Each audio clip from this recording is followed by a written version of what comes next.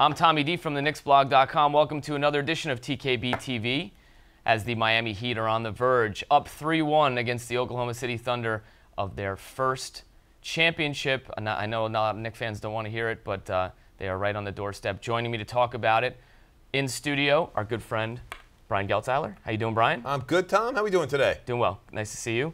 And Thanks, sir. Believe it or not, from South Beach, he's Moke Hamilton. He's styling and profiling for Sheridan Hoops up until 4 a.m., Moke, writing last night. Congratulations. Writing, thank you.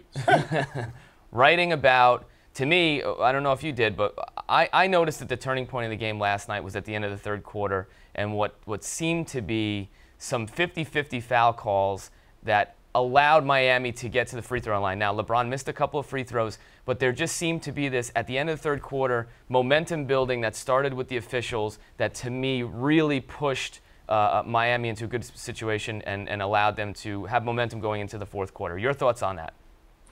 Absolutely. Absolutely. I think for the entire series, I think anyone that's been here, anyone that's been watching the games will tell you that the Heat have certainly seemed to be getting the benefit of all of the 50-50 calls. They're outshooting the Thunder from the free throw line pretty consistently, but you can look at that and say that it's because the Heat have been attacking the basket relentlessly. Okay, fine. But if you go back and you watch the tape, you'll see that there are a number of 50-50 calls, calls that happen at the rim. You know, last night I think it's a one-point game and Derek Fisher goes to the basket and gets his shot blocked. Could have easily been whistled a foul. That was actually a huge turning point in the game in the fourth quarter. But, I mean, to answer your question, yes, I would definitely say it's accurate to say that the 50-50 calls have been benefiting the Heat, and there have been some definite momentum shifters in those games. I'm not going to sit here and blame the officials. You know, we can go back to game two. To me, that was a 50-50 call that Durant didn't get. LeBron James has been brilliant in this series. An all-time great performance, no question about it, something that a lot of people were waiting for. But is Kevin Durant getting the respect that he deserves in this series? I think so. I don't have an issue with the officiating at all. I vehemently disagree with you guys. I think, yes, there have been some 50-50 calls that have gone Miami's way, but to me, this block charge call is the most arbitrary call in the NBA, and I think more of these block charges in terms of is it a block, is it a charge, have gone Oklahoma City's way. I don't see that the officiating has affected this series all that much. I'm not going to say it's been the best officiated series that I've ever seen. I don't think it's been wonderful, but I also don't think it's gone to one side or the other.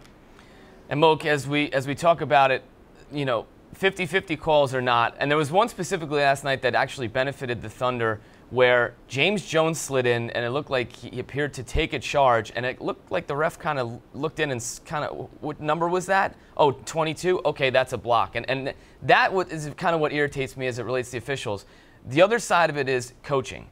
And I think Brian and I will talk in a second about Coach Balestra. But Scott Brooks, you know, may or may not have told, apparently came out and said, and you were there, so you can answer this better than me, you know, was Russell Westbrook clear and concise on the shot clock being reset to 5 seconds on the clock before that critical jump ball at the end of the game?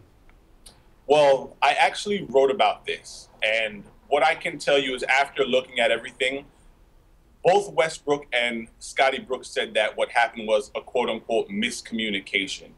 To me, I think that they're trying to stick together, and I think that they don't want to throw one another under the bus. But if you go back and look at the replay, it is obvious that Russell Westbrook did not know the situation.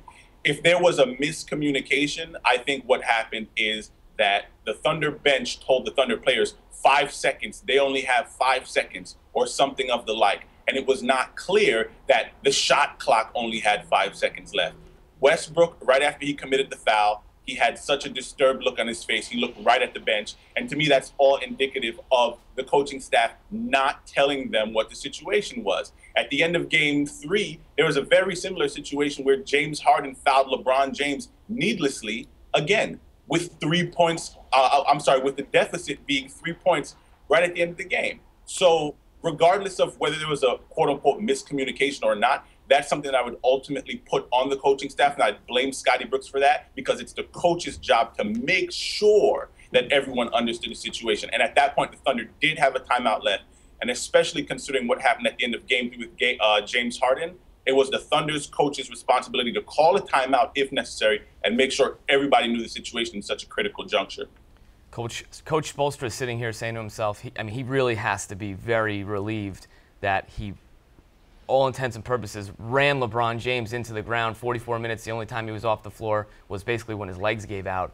Do the Heat, I know Dwayne Wade had his knee drained the other day. He's having some serious knee issues. Do the Heat have what it takes to be able to close this thing out, or do they have enough gas left in the tank? Here's the thing, Tommy. Eric Spoelstra right now is the luckiest man in America because he has run LeBron James, you said it, into the ground. Now, I understand during the Indiana series and during the beginning of the Boston series, when you don't have Bosh, they were a putrid team without LeBron on the floor, an absolutely putrid team. However, now they have Bosh back. You saw last night late in the game that Wade Bosh screen and roll. They can sustain with James down for 4 minutes each half. When you run him like this is a man. This isn't a robot. And at one point or another, he's going to give out. At a huge time last night, his legs gave out. Those were cramps. Cramps are fatigue. At one point or another, you have to think about resting your stars a little bit. There's a reason that Phil Jackson wrapped Michael Jordan's rest and Kobe Bryant's rest around the first and second quarter breaks and the third and fourth quarter breaks. Okay, Rick Carlisle last year with Dirk Nowitzki, the same thing. Last 5 of the second, last 3 of the third. That's how we worked it. These guys got their rest. Spoelstra has run LeBron so badly here. Do they have enough gas left in the tank? I think they do, but I will tell you this, Tommy, gun to my head, this series is going back to Oklahoma City. Quickly, Moke, is this series going back to Oklahoma City? Based on what I've seen, I have absolutely no reason to believe that the Thunder will be able to win Game 5. I've been wrong about every single prediction that I've made throughout the playoffs, though. But if you want me to say, I'm gonna say no. I'm gonna say Miami's gonna close it out Thursday night, and it'll be the end of it. Moke, as always, great job. We'll talk to you on Friday. Enjoy South Beach. Thanks a lot, and I definitely will. Brian, as always, thank you for the information, and I think it's gonna go 7. I think you may be right, TD. Always my pleasure, my friend. Great to see you. And remember to get all your information on the Knicks and the NBA Finals. Check out theknicksblog.com, part of the SNY.TV blog network. For Moke and Brian, I'm Tommy. We'll see you next time.